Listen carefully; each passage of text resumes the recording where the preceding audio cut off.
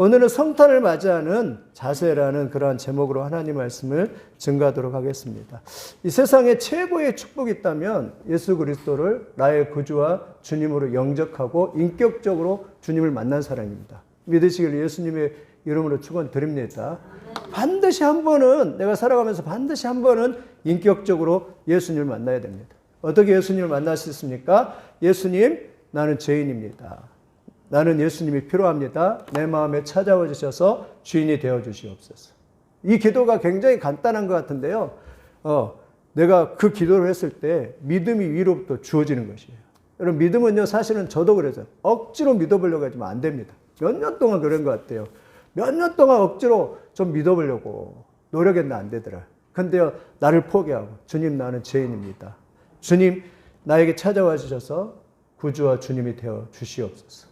나의 왕이 되어주셔서 하고 예수님을 딱 영접하는 그 순간에 눈물이 흘리면서, 그러면서 주님과 인격적으로 연합되는 그런 것을 가졌습니다. 어떤 분도 그러더라고요. 정말 대학교 때 그냥 술 퍼마시고 놀러 이렇게 다니고 그랬는데, 그럴 때는, 근데 어느 날 자기가 모태신앙인데 어느 날 어떤 형제가 와서 복음을 이렇게 전해주는데, 복음을 듣는데 그런 느낌이었대요. 어떤 느낌? 아니, 나 지금까지 교회에 다녔고 모태신앙이라고. 그런데 내가 그 복음을 모르겠냐고. 그런데 그 사람의 복음을 두고 집에 왔는데 놀라운 일이 벌어진 거예요.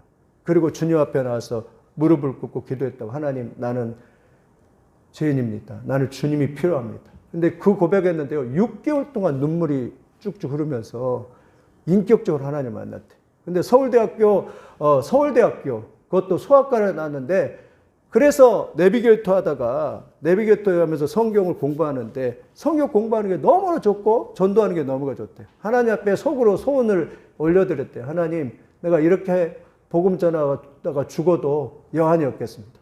근데요, 자기는 수학을 공부하기 위해서 서울대 수학과 대학원을 나왔고 미국에 가서 수학공학과 박사학위를 받았어요. 근데 자기는 말 더듬여가지고 목사를 못 될 줄 알았어요. 근데 하나님의 부르심이 있는 거예요. 목사로 환경 가운데서 하나님의 부르심이 딱 있어서 목사가 됐고, 박사학위를 미국에서 수학과 공학 박사가 됐는데 목사가 됐고, 그리고 목사가 됐는데 하나님 앞에 기도했대. 하나님, 나는 말 더듬입니다. 말을 못합니다. 목사가 말 더듬이면 안 되잖아요. 그렇게 기도했는데 하나님께서 그 기도해 줘가지고 그 기도가 응답이 돼서 말을 너무나 잘하는 사람으로 바뀌어버렸대요. 할렐루야. 제가 설교 그분 들어도 말을 너무 잘하는 것 같아요. 여러분, 최고의 축복은 예수 그리스도를 나의 구주와 주님으로 믿는 것인 줄 믿습니다. 그걸 뭐라 하냐면 인격적으로요. 예수님을 만나도 인격적으로 만나는 사람이 있어요. 인격적으로 예수를 만난 사람은요, 예수 이름을 들어도요, 거부감이 없습니다. 예배에 대한 감격이 있습니다. 찬송에 대한 열망이 있어요. 찬송도 그런 거 처음에는 저도 그런 것 같아요. 억지로 왜 크게 억지로 했냐면 이게 찬송이 안 터지거든요. 입이 안 벌려지거든요. 억지로 해야 돼요. 왜? 우리의 본성이 거스리거든요. 근데 은혜 받은 사람들은 찬송이 자연스럽게 납니다. 찬송을 들어도 감격이 있고, 찬송이 들어도 은혜를 받고, 예배 시간에도 기다려지고, 또 예배 시간에도 이렇게 그 시간이 기다려지는 것이 인격적으로 주님을 만나는 사람인 줄 믿습니다. 그리고 그런 사람들은 날마다 삶 속에서 은혜를 누리면서 살아가요. 아, 주님이 나와 함께 하시구나. 주님이 나를 도우시구나. 이러면서 살아가요. 그런데 인격적으로 주님을 만나지 못하는 사람들은요, 예배에 감격이 없습니다. 예배가 지루하게 짝이 없고, 말씀이 잘 들리지 않아요. 벌써 어떤 사람들은 그냥, 예배 시작하기 전에, 딱 설교 시작하기 전에 딱 졸기 시작하고, 전혀 관심이 없습니다. 그러다가 결국 이제 예배 끝날 때쯤 눈을 뜨는 그런 사람도 있고, 이런 것을 이렇게 볼 수 있는데, 여러분, 날마다 인격적으로 주님을 만나가 주님의 감격이 있는 그러한 믿음의 삶을 살기를 예수님의 이름으로 축원을 드립니다. 오늘은 세 종류의 성탄을 맞이하는 세 종류의 사람을 좀 살펴보려고 합니다. 믿음도요, 다 색깔이 다르고 종류가 다르죠. 오늘 첫 번째는요, 헤롯 왕의 유형입니다. 헤롯은요, 예수님 오셨을 당시에 유대인의 왕입니다. 대단한 사람이죠. 근데요, 이 동방의 박사들이 오늘 본문에 보니까 동방의 박사들이 헤롯 왕에 가서 유대인의 왕이 어디 계시냐, 우리가 경배하러 왔다 그러니까 헤롯이 안절부절합니다. 오늘 성경 본문에 보니까 소동한지라라고 말해요. 그 말은 뭐냐요? 두려워하고 막 불안한 거예요. 왜 그렇죠? 자기가 왕인데 유대인의 왕으로 왔다 하니까 그 왕이니까 벌써 겁이 많은 거예요. 이 헤롯이 얼마나 이 자리에 대한 욕심, 권력에 대한 욕심이 많았냐면요. 자기 자식인데 자기 자식이 반기를 들려가니까 자기 자식을 죽여버렸어요. 자기 아내가 자기 자리를 탐내가려니까 자기 아내도 죽여버렸어요. 이 정도로 자기의 권력이 있던 사람이 헤롯 왕입니다. 그런데 유대인으로 왕으로 나시니까 어디겠냐 물으니까 막 소동이 일어나는 거예요. 그리고 이제 생각을 했겠죠. 그래서 대제사장과 서기관들을 불러놓고 유대인 왕으로 나신 사람이 성경에 어디 있냐 그럼 물어보니까 대제사장과 서기관들이 유대 베들레헴입니다. 그러니까 동방박사들에게 말하면서 너희가 가서 아기 예수님을 유대인의 왕을 만나거든 나에게 알려달라. 그러면 나도 가서 경배하리라 라고 그렇게 말합니다. 무슨 말이에요? 사실은 속에서 너희가 알려만 주면 내가 가서 그냥 그 사람을 죽여버리고 그냥 그 사람을 내가 끝내버리겠다라고 그렇게 사실은 그런 마음을 가지고 있으면서 겉으로는 막 가서 경배하겠다라고 그러한 채 하고 있는 헤롯 왕을 말합니다. 이런 사람의 특징은 뭐냐면 전혀 하나님을 인정하지 않고 하나님을 자기 마음의 왕으로 모시지 않는 사람입니다. 이런 사람은 자기가 자기 마음의 왕자입니다. 자기 중심적인 사람입니다. 그리고 전혀 하나님의 말씀을 받아들이는 거부하는 사람이에요. 예수님을 거절하는 사람. 그래서 자기 중심적인 삶을 살고 자기가 왕이고 또 마음을 하나님께 전혀 드리지 않고 오히려 신앙에 구속받는 것을 싫어합니다. 하나님 없이도 스스로 살아갈 수 있다고 이 세상에 보이는 것이 다라고 생각하는 사람이 헤롯과 같은 유형인 줄 믿습니다. 전혀 이런 사람들은요 하나님을 받아들이지 않습니다. 여러분 세상에 이런 사람이 3분의 1이나 됩니다. 이런 사람들은 무신론자를 스스로 자처하는 사람입니다. 하나님을 인정하지도 않고 하나님을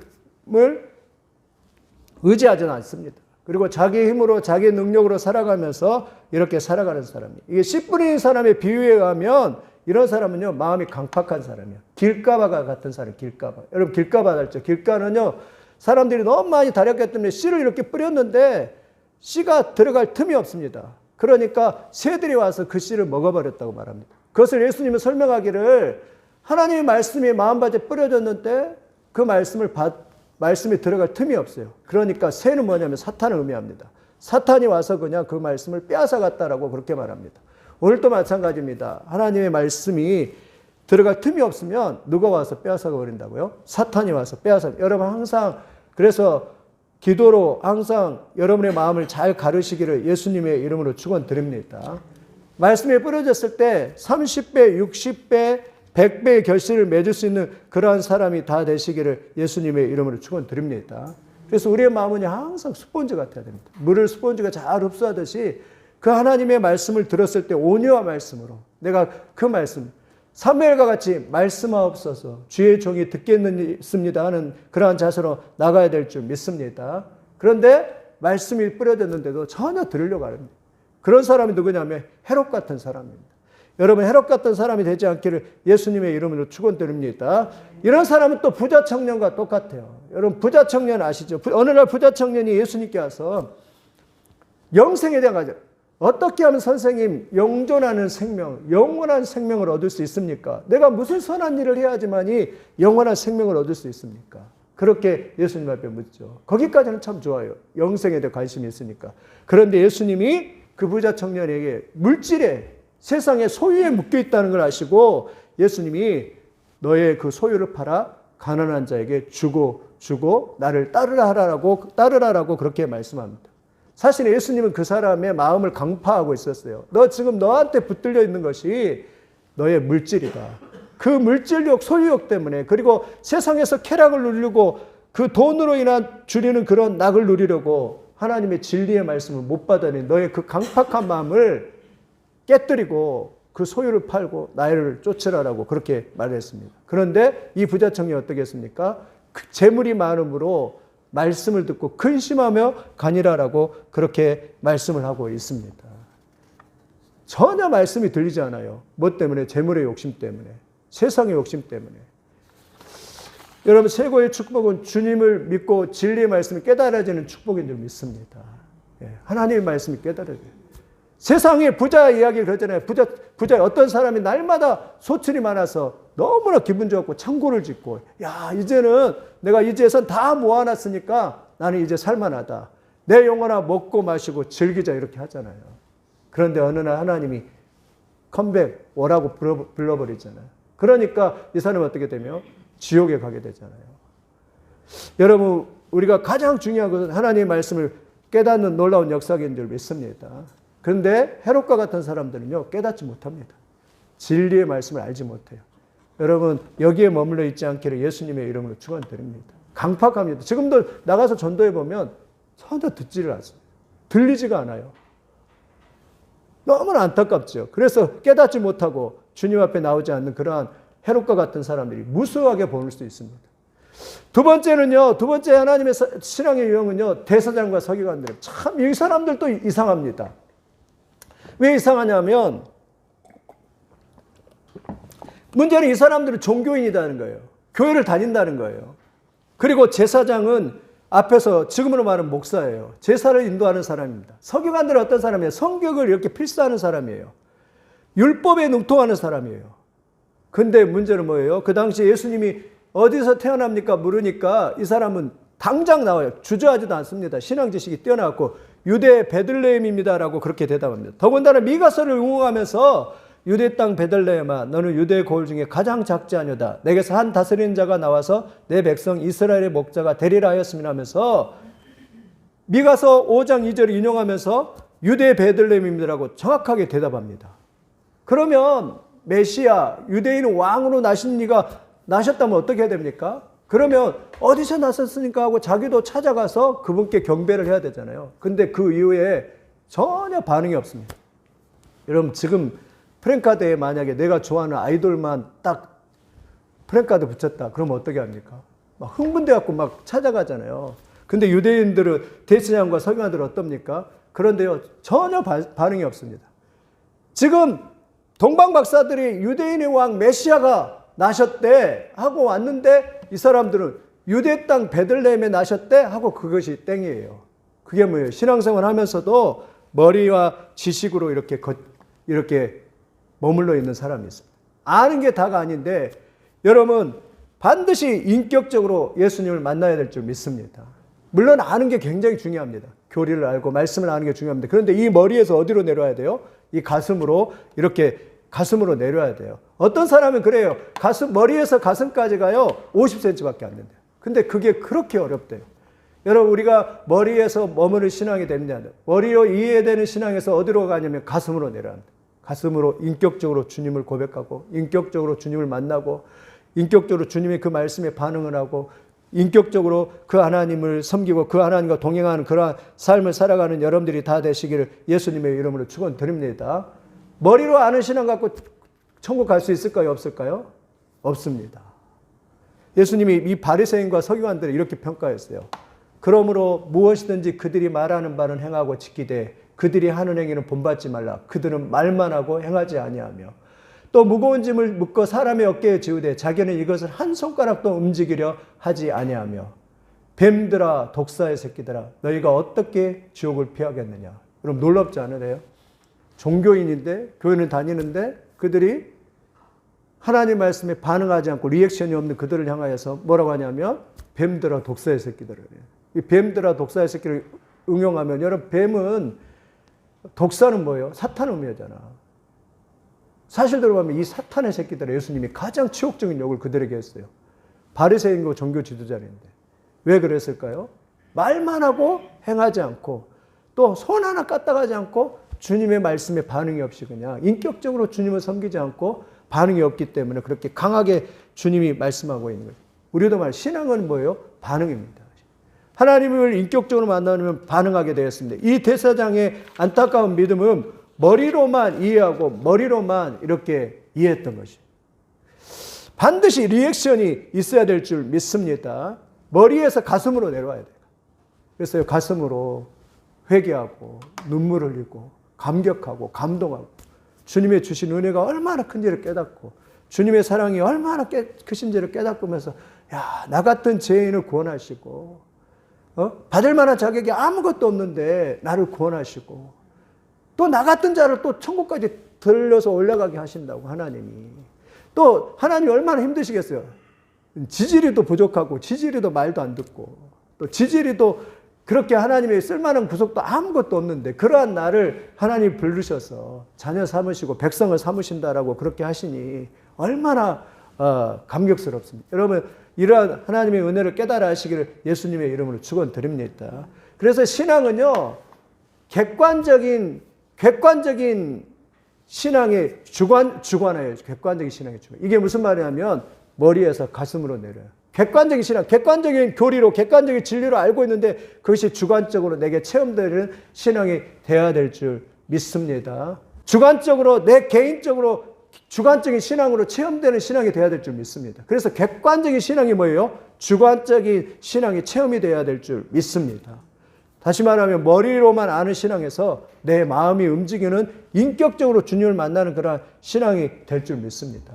쉽게 이야기하면 막연히 그냥 교회 나오면 다니면 천국 가더라, 기도하며 복 받더라 이게 아니죠. 그걸 경험을 해야 돼요. 내가 이 천국의 놀라운 은혜를 경험을 해야 돼요. 기도하며 복 받더라 이것도 경험을 해야 됩니다. 기도하면서 응답받더라 이것도 경험을 해야 돼요. 진짜 실제적으로 하나님이 내 안에서 역사하는 그러한 은혜를 경험하는 역사가 있기를 예수님의 이름으로 축원드립니다. 마찬가지입니다. 우리의 신앙도 마찬가지, 우리 고백도 마찬가지입니다. 우리가 김 집사, 이 집사, 박 집사, 다른 사람의 신앙이 되면 안 해요. 와, 저 사람 보니까. 어떤 사람은 또 그래요. 또 이제 초신자들이 와가지고, 야, 막 감격 가운데 내가 은혜 받았다고, 내가 하나님을 만났다고 막 그러면 낄낄낄 웃으면서, 야, 나도 왕년에 너처럼 그랬어. 이 또한 지나가리라 이러면서 사람들이 그렇게 말을 하는 사람이 있어요. 그렇지 않습니다. 신앙은 항상 고백은 뭐예요? 나의 하나님이 돼야 돼요. 나의 하나님. 그래서 우리 나의 힘이 되신 여호와 이렇게 찬양합니다. 나의 힘이 되신 여호와여 이렇게 찬양하잖아요. 그러면서 어떻게 찬양합니까? 나의 하나님, 나의 하나님, 구원의 뿌리시오. 나의 산성이라. 나의 하나님, 나의 하나님. 이렇게 뭐가 됐죠? 나의 하나님이 됐어요. 여러분 이렇게 고백하시기를 예수님의 이름으로 축원드립니다. 너의 하나님이 되면 하나님. 목사님만 하나님이 되면 안 돼요. 뭐예요? 하나님은 누구의 하나님이요? 나의 하나님. 어떤 사람은 이렇게 고백하더라고요. 세상에 나 한 사람밖에 없어도 하나님의 아들 예수 그리스도는 나를 위해서 이 세상에 오셔서 십자가에 못 박혀 죽으실 것이라고 그렇게 고백을 하더라고요. 그 사람은 벌써 뭐가 된 거죠? 나의 하나님이라고 자기 하나님이 된 사람들입니다. 이것이 신앙의 객관화에서 주관화인 거예요. 주관화가 되는 것입니다. 여러분 그러한 은혜를 누리는 역사가 있기를 예수님의 이름으로 축원드립니다. 어떤 사람은요, 객관적인 지식은 너무나 많아요. 신학교 교수들도 그렇잖아요. 신학교 교수들이 제일 위험한 사람입니다. 자기는 안다고 생각합니다. 근데 문제는 뭐예요? 인격적으로 하나님을 만나고 하나님을 경험해요. 그러니까 신학 교수들이 어려우면 그냥 신천지에 가서 이것 좀 해달라고 하면 이리로 가고 저리로 가고 그런 것을 이렇게 볼 수가 있는데, 여러분 진정으로 인격적으로 하나님을 만나는 그러한 신앙들이 되시기를 예수님의 이름으로 축원드립니다. 예수님을 만나지 못하니까 이 대제사장들과 서기관들은요, 예수님 사역하신 내내 예수님 앞에 브레이크를 겁니다. 예수님의 발을 겁니다. 그리고 나중에 이 사람들은요 어떻게 되죠? 예수님을 십자가에 못 박혀 죽습니다. 왜 그렇죠? 그들의 머리로만 아는 신앙 때문에 인격적으로 하나님을 한 번도 경험하지 못하니까 그들은 나중에 결국 예수님을 십자가에 못 박게 되는 그러한 일들을 이렇게 볼 수가 있습니다. 여러분 거듭나고 인격적으로 주님을 만나서 하나님이 나의 하나님이 되는 놀라운 은혜를 체험하는 여러분들이 다 되시기를 예수님의 이름으로 축원을 드립니다. 이런 은혜가 있기를 예수님의 이름으로 축원드립니다. 교회 와서도 말이에요. 인격적으로 주님을 경험하고 인격적으로 주님을 만나는 것, 그것이 최고의 축복입니다.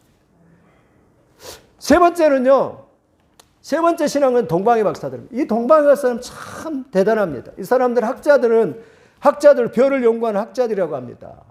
그런데 이 동방은 페르시아를 의미하는데 이 페르시아에서 예루살렘까지는 엄청난 먼 거리잖아요. 그런데 어느 날 별을 연구하다가 별이 큰 별이 떴어요. 그 큰 별은 또 천사들이 가르쳐 줬겠죠. 계시를 통해서 유대인의 왕으로 나신 분이 나셨다라는 것을 가르쳐 줬습니다.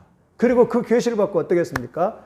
자기의 삶을 다 포기하고 그리고 어떻게 했냐면 나귀를 타고 그냥 황금과 유황을 몰약을 준비해 가지고 산을 넘고 그리고 온갖 추위와 더위를 감수하며 더군다나 그 중동은 또 사막이잖아요. 사막을 지나서 강도 위험을 무릅쓰고 나서 아기 예수를 찾기 위해서 모든 것을 자기의 모든 걸 다 걸고 이렇게 유대인의 왕으로 나신 그분을 찾기 위해서 오셨던 것을 이렇게 볼 수가 있습니다. 여러분이라면 어떻게 질문이 자, 다 내려놓고 이걸 찾을 수 있을까? 물론 하나님의 성령의 역사가 있으면 가능합니다. 할렐루야. 내 의지를 갖고 안 되지만 성령이 감동하시고 성령이 은혜를 주시면 될 줄 믿습니다. 신앙은 그런 겁니다. 자기가 살던 모든 걸 다, 아브라함도 그랬잖아요. 너의 본토 친척을 떠나라 할 때 아브라함도 모든 걸 다 떠나는 걸 볼 수 있습니다. 신앙은 그런 것입니다. 우리의 전 존재를 걸어서 우리의 모든 걸 들여서 찾아도 아깝지 않을 만큼 귀중한 것입니다. 이 사람들은 메시아, 하나님의 아들 예수 유대인의 왕으로 나신다는 소식을 듣고 자기의 모든 걸 다 포기하면서까지 다 어떻게 해야 돼요? 예수님을 찾기 위해서 갔다는 사실입니다. 이 정도로 하나님의 복음은 귀한 것입니다. 소중한 것이에요. 저도 생각해봤어요. 과연 그럴 수 있을까? 못 그래요. 그럼 어떻게 가능하나? 성령이 감동을 주셔야 돼. 성령이 은혜를 주셔야 돼. 여러분 동방박사들을 위해서 동방박사들처럼 그러한 은혜가 있기를 예수님의 이름으로 축원드립니다. 그럼 우리가 이런 은혜를 어떻게 체험할 수 있을까? 첫째는요. 찾고 찾아야 된다. 우리가 예수님을 믿는 신앙은 그냥 우리에게 주어지지 않습니다. 반드시 어떻게 해야 돼요? 주님을 만나기 위해서 간절히 찾는 믿음이 있어야 될 줄 믿습니다. 찾지 않으면요, 하나님 만나지지 않습니다. 하나님은 인격적인 하나님입니다. 에레미야서는 그렇게 말합니다. 에레미야서 29장 13절 보니까 이렇게 말합니다. 너희가 전심으로 나를 찾으면 나를 만나리라 라고 그렇게 할렐루야. 우리가 전심으로 찾아야지만 하나님은 만나주세요. 잠언서도 잠언 18장에도 마찬가지로 말씀합니다. 뭐라고 말씀합니까? 나를 사랑하는 자가 나의 사랑을 이며 나를 찾는 자가 나를 만나리라라고 그렇게 약속하여 주셨습니다. 왜 그렇죠? 인격적인 하나님이기 때문에. 하나님을 간절히 찾는지 만나게 될 줄 믿습니다. 기도도 마찬가지입니다. 구하라 그리하면 너에게 주실 것이요 찾으라 그리하면 찾아낼 것이요 문을 두드리라 그리하면 너에게 열릴 것이니 구하는 이마다 받을 것이요 찾는 이가 찾아낼 것이요 두드리는 이에게 열릴 것이니라 라고 뭐죠? 다 의지적입니다. 내가 찾고 구하고 두드리고 구하는 것이에요. 여러분 우리가 주님을 인격적으로 이렇게 구할 때 찾는 역사가 있게 될 줄 믿습니다. 만약에 이 동방의 박사들이 그러한 계시가 왔고 그랬음에도 찾지 않고 그냥 우리는 그냥 여기서 살 거야 했다면 순종하지 않았다면 찾을 수 있을까요? 못 찾습니다. 그들은 주님을 찾기 위해서 그 자기 페르시아에서 그 좋은 환경을 다 내두고 주님을 이렇게 찾기 위해서 갔기 때문에 찾은 줄 믿습니다. 이러한 찾는 역사가 있기를 예수님의 이름으로 축원드립니다. 하나님 반드시 영적으로 우리를 갈급하게 만듭니다. 그리고 그 갈급함 속에서 주님을 찾을 때 은혜가 임하게 되는 걸 이렇게 볼 수 있습니다. 어떨 때는요, 그래요. 율법적으로 오랫동안 갈급하다가 하나님을 느끼지 못해요. 아주 답답해요. 그러다가 하나님께서 찾고 찾을 때 우리의 영을 열어서 우리가 주님을 만나주는 인격적으로 만나는 놀라운 축복을 주실 줄 믿습니다. 이런 은혜가 있기를 바랍니다. 두 번째 그들의 신앙은요. 첫째는 찾고 찾았고 두 번째는요. 그들은 물었다라고 말합니다. 이게 참 중요한 것 같아요. 헤롯 왕이 와서 물었습니다. 유대인 왕으로 나신 이가 어디 계시냐라고 그들은 물었습니다. 여러분 신앙도 마찬가지예요. 신앙도 혼자 신앙생활을 못합니다. 우리는 유기적인 공동체로 존재해야 될 줄 믿습니다. 그래서 항상 물어야 됩니다. 영적 지도자에게 아니면 신앙 연륜이 좀 높은 분에게 권사님들에게 어떻게 신앙생활하는 것이 잘하는 것인지 어떻게 하면 천국에 갈 수 있는 것인지 어떻게 하면 하나님의 뜻대로 살 수 있는 것인지 이렇게 물으시기를 예수님의 이름으로 축원을 드립니다. 잘 안 돼요. 저도 이렇게 묻습니다. 어때는. 또 어려운 일 당할 때도 마찬가지입니다. 어려운 일 당할 때도요. 물론 세상적이긴 하지만 가끔 변호사들한테도 물을 때가 있어요. 왜? 답답한 일을 이렇게 세상적인 법이 필요하잖아요. 그럴 때는 변호사한테 물을 때가 있고 어떨 때는 다른 목사님한테도 저도 이렇게 물어볼 때가 있습니다. 이럴 때는 어떻게 하냐고 이렇게 물어볼 때 있습니다. 여러분도 마찬가지입니다. 교회에서도 자꾸 영적 지도자나 목사님이나 신앙이 열려 있는 분에게 이렇게 물어보는 역사가 있기를 예수님의 이름으로 축원드립니다. 학생들도 그런 것 같아요. 학생들도요, 질문이 많은 학생들이 좋은 이렇게 학생입니다. 호기심 많은. 근데 에디슨이 그랬다고 하잖아요. 에디슨이 질문이 너무 많으니까 수업을 진행을 못하니까 선생님이 이 에디슨을 이렇게 퇴학을 시켰대. 그러잖아요. 좋은 선생님이 아닌 것 같아. 근데 그 어머니가 보니까 이것은 좋은 거라고. 내가 궁금해서 그런 것은 호기심 많은 건 좋은 거라고. 근데 그 호기심 때문에 나중에 에디슨이 1098개의 그 발명품을 발명했다고 하잖아요. 우리도 마찬가지죠. 궁금하고 질문하는 것, 그것이 참 중요합니다. 이번 주에도 재밌는 여담이긴 하지만 이번에 제주도 목사님들 이렇게 식사하러 이렇게 식당에 갔거든요. 근데 한 목사님이 참 유머러스 하시더라고요.